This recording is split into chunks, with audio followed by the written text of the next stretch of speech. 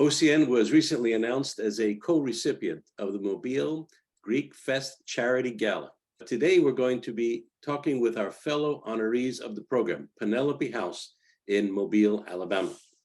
Penelope House is very special because it helps victims of intimate partner violence to gain social and economic independence through shelter, counseling, advocacy, and referral to community resources and agencies in Mobile, Washington, Choctaw, I believe I pronounced that correctly, and Clark counties in Alabama.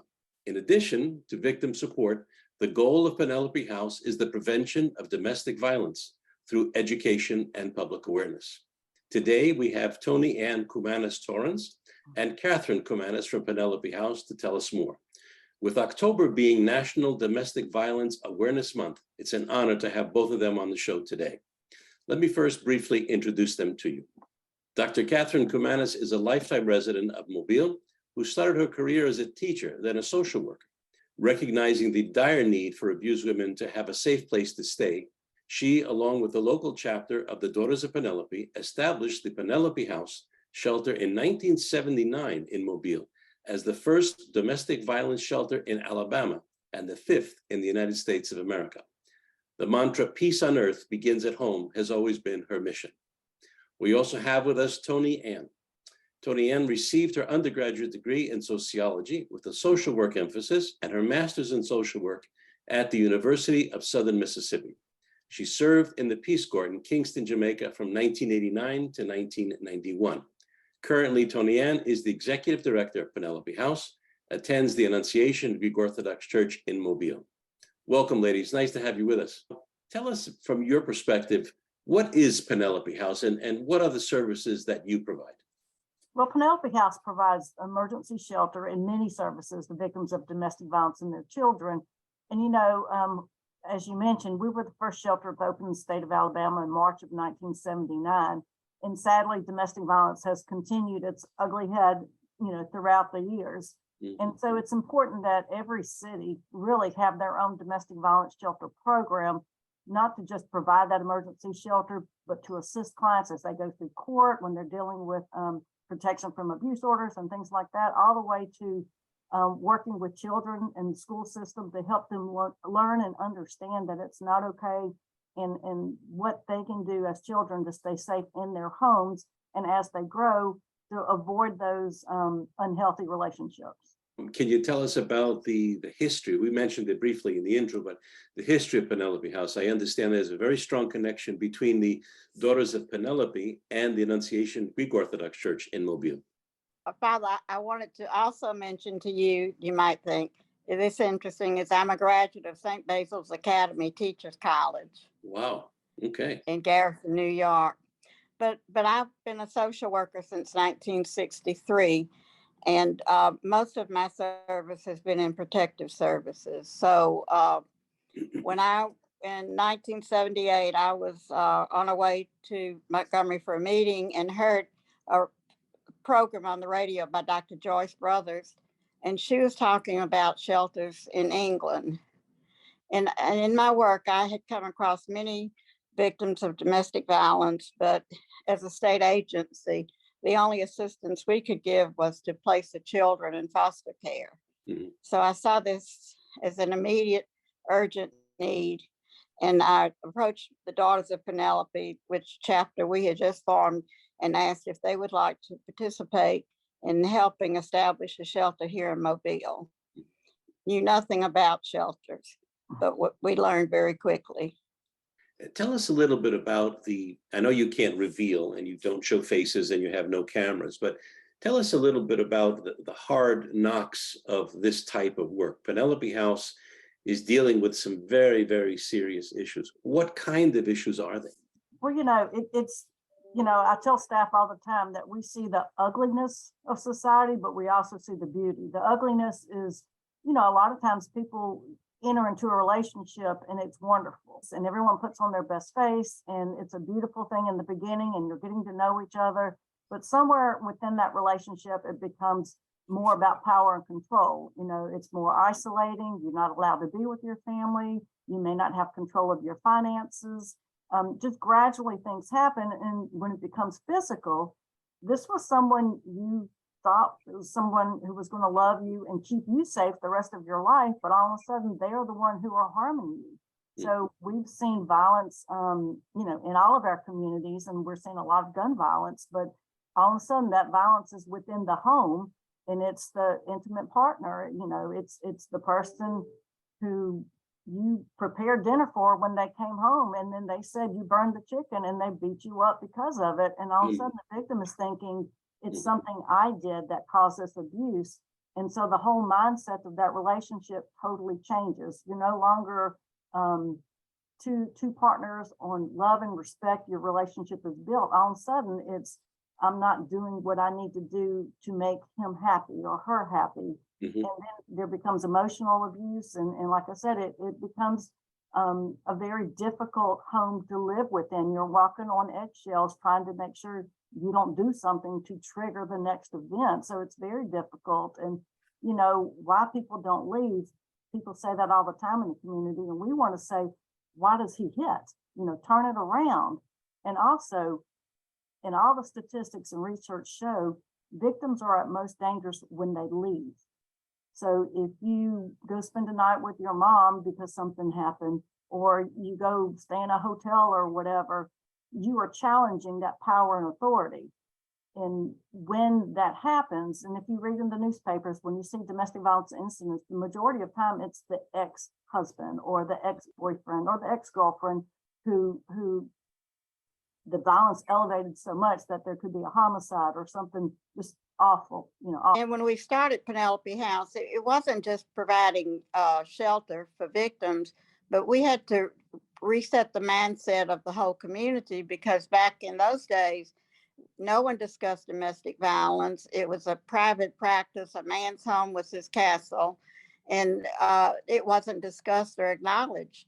So, you know, in addition to serving the clients, we had to educate the whole community and bring them in line with us. No, those are very good points that you're both making. But you're dealing primarily now with women who come to you, not men who come to you, correct? Well, we deal with all victims of domestic violence. So we do provide services to men as well as women. You've said very well that which began in such a beautiful way has a tendency or can go a very violent way, which is so disheartening. It is. And you know, our community and our faith, all of our, you know, teach forgiveness. Yes. And so the person that you enter that relationship, and it was so good that, okay, if he hit me one time, I forgive you. And he says, I'll never do it again. And he gives you flowers and everyone forgives and you move on and everything is good for a while, but then it happens again. So there's a point where this cycle escalates and continues to escalate. And until someone changes the way they think, they don't change their actions. Okay. What I'm going to ask you this question, then go to a second one. What led you both to work in domestic violence and with domestic violence victims? What was it that gave you this calling? It's a tremendous calling. Well, from my perspective, there was a definite void. These needs were not being met. Women were being beaten and murdered, and they weren't even recorded as domestic violence. It was just homicides. So it was hard to get statistics, but it just wasn't acknowledged as a crime. And it is a crime. And so that was my perspective, and that it had to be addressed, that this was a void in services to the community. Right. And, you know, I went into social work following in my mom's footsteps, but have been involved with domestic violence task forces. Like I work in a medical setting and I was part of that task force. And within the hospital setting, you know, how do you deal with it in the emergency room? How do doctors and nurses screen for domestic violence? What resources are available in the community? So I was already working in the field. And actually, I was one of the first volunteers for Penelope House when I was 13 years old. So I've grown up with Penelope House and been very familiar with it. And I think actually the board approached me to kind of take over Penelope House when my mom was retiring, because they knew not only did I have the passion for the work, but I didn't want my mother's legacy to fail. So they knew I had a personal interest in making sure that we continued and we advanced our services as the needs changed in the community. I think this is the $1 million question. when does a woman, when does a man, what's the sign that they need to get help? You know, like you said it very carefully and I think beautifully. Okay, there's one slap, there's one push. I'll, forgive me, because we deal in forgiveness and the flowers and all the good things, but then it happens again. So when does a person know when to say, hey, I'm going down for the third time, I need your help? Right. I think statistics show that a victim will leave 7 to 9 times before they actually make the final break. And a lot of times what happens is perpetrators will say, it's not just about you. If you do this, I will kill your mother. I will kill your father. I will kill your dog. So they are totally controlling them and their actions. And the victim is scared to do something because it's kind of like, do whatever you want to me, but don't involve anyone else. And a lot of times what we see in the shelter is what is the saying with the camel's back, that broke the camel's back when you do something different, is when they did something to the child. So if you were holding your child and then the perpetrator hit you, but actually slapped the child instead of you, that's when a lot of victims will say, no more, no more. Mm-hmm.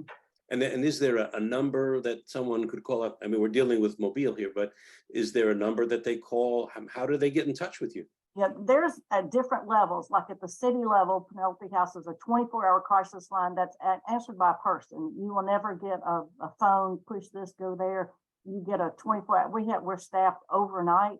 So 24 hours a day, 365 days a year. So if you called at 3 in the morning, our overnight staff does not sleep. They're answering crisis calls. They're watching security cameras.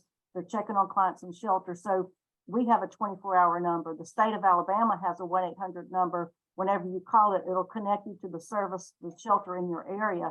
And then there's a national domestic violence hotline number that will do the same thing.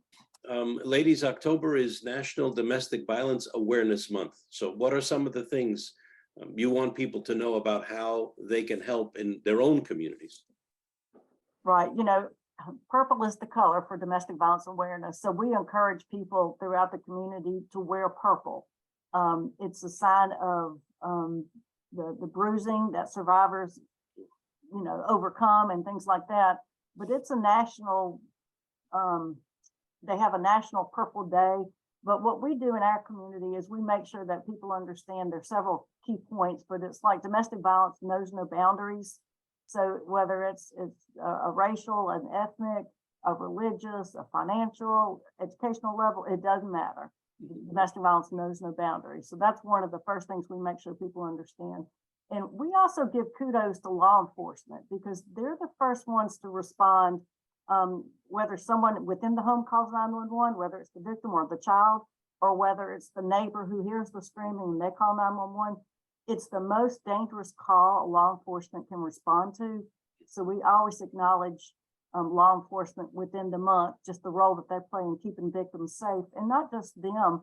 Anyone who is cleared to come to our shelter, law enforcement escorts them to our shelter. And that's to make sure that they're not being followed or anything like that. But that's also to keep our staff safe. Sure. So when they show up, if there was somebody following them, that there's an element of safety that's there. Another thing that we look at too is we do a lot of community events because we want to make sure that we're reaching as many people as we can to know that our services are here and they're available and there's no cost at all for our services. So the visibility is very important, letting people know what's happening, which we hope to do with this program and subsequent programs that we're going to do with you. Okay. Ladies, the future of Penelope House, I mean, what does it look like? What's happening?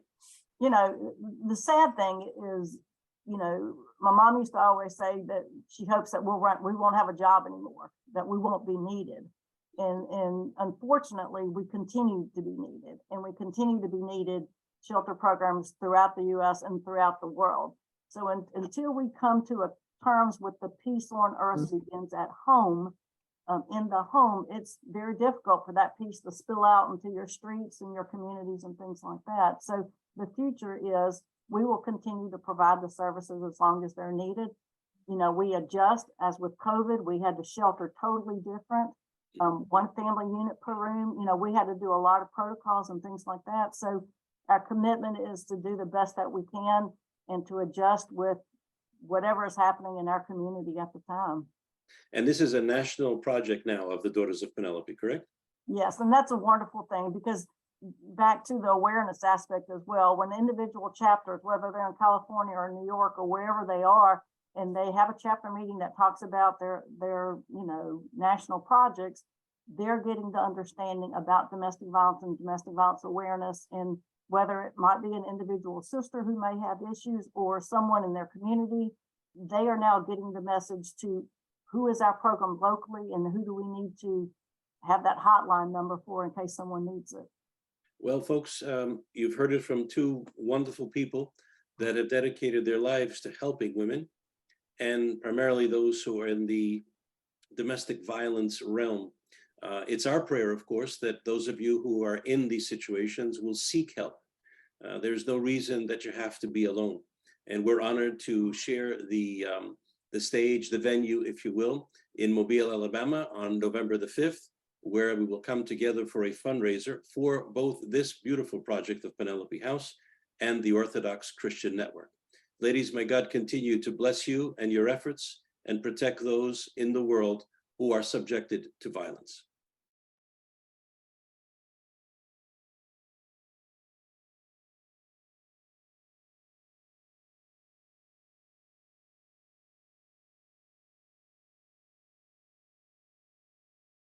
There's so many opportunities to be able to give to charitable organizations far beyond your expectations when you are inclusive and you are inviting others to participate in that process. I remember going downtown and a woman started yelling, "Father, Father, Father." I said, "What happened? What happened? Somebody got hurt." She says, "Father, I just want to tell you, you have the best souvlaki in town." I said, "Ma'am, that's not the only thing we have. We're the ancient historical Church of Christ that gives to me." She says, "I want to come visit you." This is something new. This is something that's going to benefit communities that they may be non-Orthodox, that are communities that are not related to our Greek culture, and yet they need our help.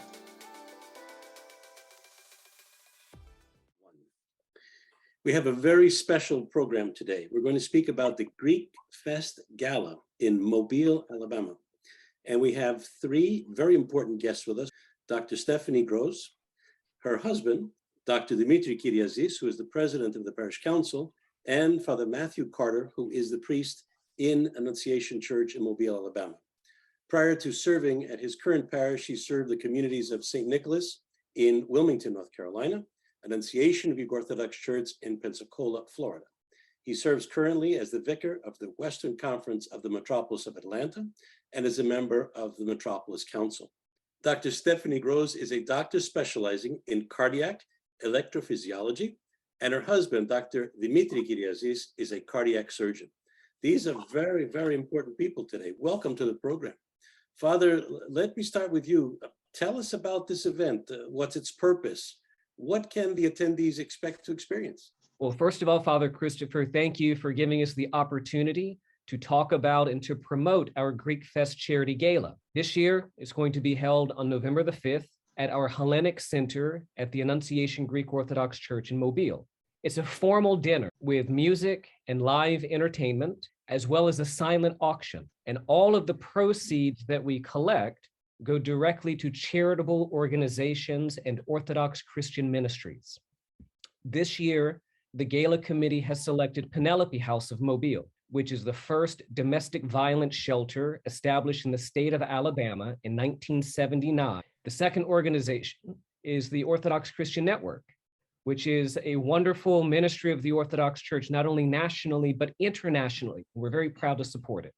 Thank you, Father Matthew. You know, from what I can see from reading and learning about this event, I'm learning that not only is it a local event, it's something that brings in people who are not Orthodox Christians, who actually offer to the greater community. We had a great interview with the folks from the Penelope House as well, and we were extremely impressed with them. Dr. Dimitri, let me ask you a question. As president of the parish council, how do you relate to this event going on? This came about a few years back when myself, as well as Greg Saad, were both serving in the parish council.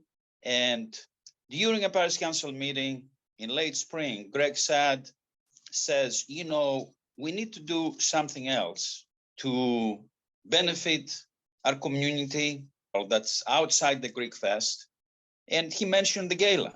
It was something that myself, I was familiar with because hospitals usually put up gala events to raise money. So that's how the idea came about. Greg being as organized as he is, and myself being as convincing as I can be many times, with the rest of the parish council at the time and Father Elias Stevens, we started the event, and it's been a great and successful experience for the last about 7 years, including actually last year. Most parishes will do things for themselves, and because they have to in order to maintain their facilities and what have you. But you folks are doing something very, very unique. I mean, I would hope that at some point other parishes would learn from you, but you're not only taking care of yourselves, but you're taking care of the greater community. So Father Matthew, as the pastor there, as the priest in that community, how have you been dealing with that? Can you give us some insight there? Absolutely, thank you.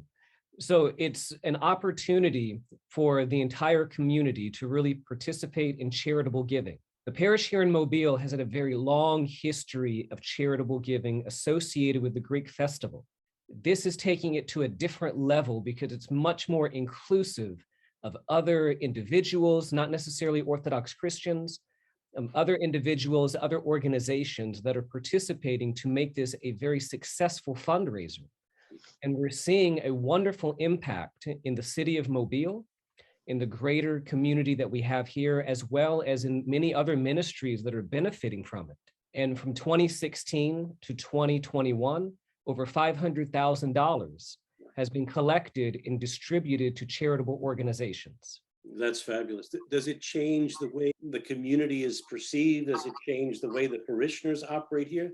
Maybe Dr. Kidezis can jump in and help us. Well, Father, the Greek community in Mobile always had a great reputation as a very giving community.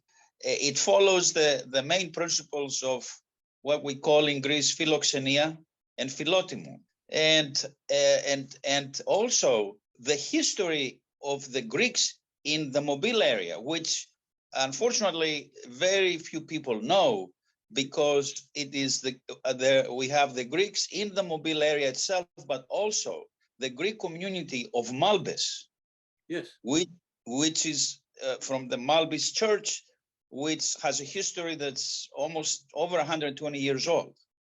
So in terms of changing the perception, I think the perception of the Greek community has always been great, but of course, it raised awareness among a lot of the professionals, if you will, and people that have good means and are able to support such great causes. It enticed a lot of these individuals who are from the Deep South, who have done extremely well for generations, to come and contribute even more.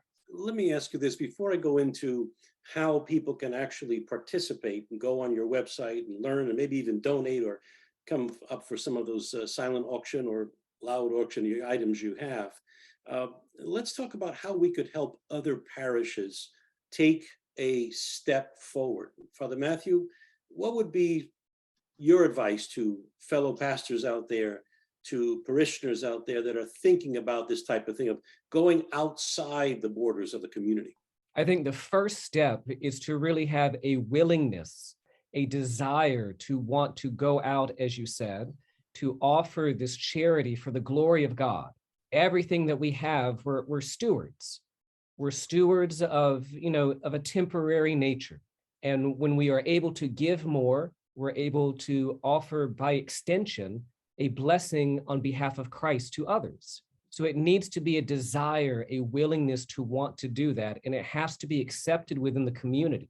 Natural steps after that would be to organize, to get a committee together, work with your parish priest, work with your parish council, have conversations, and be inclusive of other organizations and businesses within your city I would recommend cast a wide net. This is something that, this literally the sky's the limit. There's so many opportunities to be able to give to charitable organizations far beyond your expectations when you are inclusive and you are inviting others to participate in that process. And of course, our Greekfest Charity Gala committee is happy to assist any community, any community that would like to have more information. As Dr. Kyriazis mentioned, one of our people involved very highly is Greg Saag, and he's provided me with an email address that if there's anybody that would like to have more information establishing a charity gala, you're welcome to email him. And we should also let our folks know that Gregory Saad, an archon of our church, is also a member of the board of directors of the Orthodox Christian Network. Dr. Dimitri, from the parish council perspective, what advice could you offer parish council presidents, parish council members? You touched on it briefly, but could you go a little deeper for us? Well, I think dealing with charities and charitable events, and in general, dealing with your own church, Father, in my opinion, it's not a spectator sport. It requires very active participation. It requires that you have to have a clear vision of what you're looking for. Requires engagement with the rest of the parish council members, even within your own committee, because a lot of your own members sometimes are reluctant to follow the lead. And of course, it requires that you do have, as a leader, a good relationship with your own parishioners. They're the ones who will spread the word for you. And then, whatever your occupation may be, you need to engage people in your line of work. And you do that by telling them who you are, how proud you are, why that is the case, what it is that you're doing that's so special, that's something different than the Greek festival, which is a party that they're used to over the years to come and enjoy. Yeah. That This is something new. This is something that's going to benefit communities that they may be non-Orthodox, that are communities that are not related to our Greek culture, and yet they need our help. And I feel too that I think you'll agree before I introduce Dr. Stephanie to join us. The issue is that it's much better to give than to receive. You really, if you're living the gospel, it's about giving, it's about sharing. It's not necessarily about how much I can hold, how much I can keep for myself, but the joy comes in really helping others. Dr. Stephanie, welcome to the program. Thanks for joining us. Can you give us some perspective from you're a co-chair of this event. Can you help us understand from your perspective how you look at things? Well, this event started, and really the way we started it was, because we've been kind of there from the beginning. The way that we started it was basically, as y'all have been discussing, a way for us to reach out to the community and to allow our community to help Mobile as a whole, and to dedicate this event to helping those people that don't get help from other services. And so it's all volunteers. We figure out a way to make it happen every year, but we started it with very strong parish leadership, with our priest support and leadership there. And then, I think when you're trying to put something like this together, you have to make sure that you have a very strong group of people that are committed. Greg and Russ Ford are on our board, and they're kind of the money guys. We have, a group of people that, they do specific things, and they're very committed and very devoted to it. And so, Greg and Russ are the money guys, and they know where to go to reach to find, donations and find people that support it. And then certain other members on the team are committed to helping put the event together. And then, we have an attorney that helped us incorporate and make our charity. And we follow all the rules, and we do the taxes, and we make sure we're in compliance with everything. But it took kind of, the leadership of our priest to put it together, and then, put a core group of people together to kind of build this thing. and make it happen and make it happen every year. And, the purpose is really to serve the community. And we have to keep that in mind, because every year, to make it happen, we start all over every year, but we have that, core group of people that we, reach out and keep bringing other people involved. But it takes, it takes commitment, and it takes, people of all different talents to do it. We're honored this year to be one of the recipients of your Greekfest Charity Gala. You're going to assist us by helping us reach close to 1 million people a month in 190 countries around the world, with programs that bring faith over fear, especially during the pandemic. We reached out every week, and we're actually now even broadcasting in Ukraine through the only radio and television station that's still standing in Kyiv. And that's because of people such as yourselves and others around the world who have been supporting us. Let's ask this question. Any one of you can take it on. How can our supporters get involved in this event? How can they attend if they're in the Gulf Coast area? Can they participate in the auction? Please, someone help us out so we can reach out to even more people.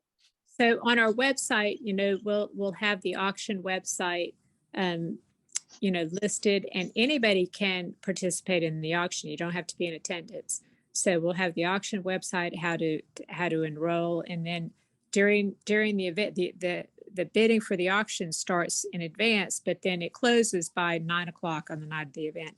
But anybody that's not even in attendance can participate in the auction, and we'd love for them to. You can also donate to the event through the auction site. And we usually get that auction site up, and we'll have that on the website. So, that's one of the ways people can participate, is through the auction, and you can donate through the auction. If people want to attend the event, they can always, contact us. We do a lot through sponsorships, but, we have room for individuals to come and attend the event also. We try to put on a very nice event that people will remember every year, to try to get them excited to come back every year to continue supporting the event. And, we keep reminding them this is about charity. This is about giving back. This is about, we're trying to do this so you'll enjoy the event, but you're coming to be charitable.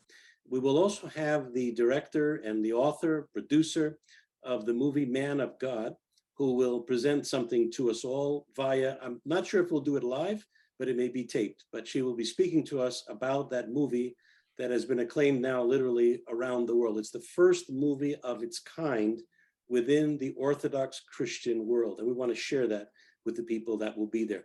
Let me give you an opportunity, all of you, for final comments. Father Matthew, let's start with you. We'll go to Dr. Dimitri, then we'll go to Dr. Stephanie, and we'll let you go. Well, again, Father Christopher, thank you for allowing us the opportunity to share the good news that's happening here in Mobile with the Greekfest Charity Gala. We encourage everybody to participate, to donate, because all of the money collected is going to these two wonderful organizations, Penelope House of Mobile, and of course, the Orthodox Christian Network. And everything that we do is all for the glory of God. Dr. Dimitri, any closing comments? I echo Father Matthew's comments. Father, there is a way to donate whatever people feel they can donate, $10, $25 or more. They can participate in the online silent auction. And of course, going to the www.greekfestcharitygala.com, that would also provide a lot of information about the purpose and the mission of the organization and all the good that it has done. Bravo, very good. Dr. Stephanie, some final comments from you as a co-chair. Well, I would like to say this has been a labor of love on all of our parts. I mean, those of us that started it have really embraced it and taken it to heart. And as you said, giving is so much better than receiving. I think we get as much out of this as the charities, because it makes us, it's become an inspiration for all of us. And so it's been a labor of love, and any support that someone chooses to give, we would truly, be blessed. And we've been blessed by the event. We've been blessed by putting the event on every year, and by the people that have touched us throughout the years. Thank you all very much, Father Matthew, Dr. Dimitri, Dr. Stephanie. We pray that the Charity Gala will be successful. I have a feeling it will be very successful. And those of you that are listening to us, Please support this event through donations, through going to the website, learning more and more about it, and maybe even create something like this within your own parish. This is a very important step. You know, the best way for orthodoxy to grow is to give it away, is to share it. I share sometimes with people here, I'm in the West Coast now. Years ago, when they had the gold rush, people were coming west and they had these wagons and they had this curtain that would go down and they would sell an elixir. The doctors are going to get a kick out of this, I think. The elixir. And the elixir was the elixir of life. If you drank this, you would live. Now it was baloney. There was nothing true about it. And as soon as they sold all their bottles, they pulled it down and they pulled the covered wagons out of the city because they knew that people would come after them. What we are sharing is the ancient, historical, true Church of Christ. That's nothing that we have to run out of town and cover our wagons. This is something that comes from our hearts. And I know that people in Mobile are speaking from their heart. And I ask you, please, to support this tremendous event, which will benefit Penelope House and the Orthodox Christian Network.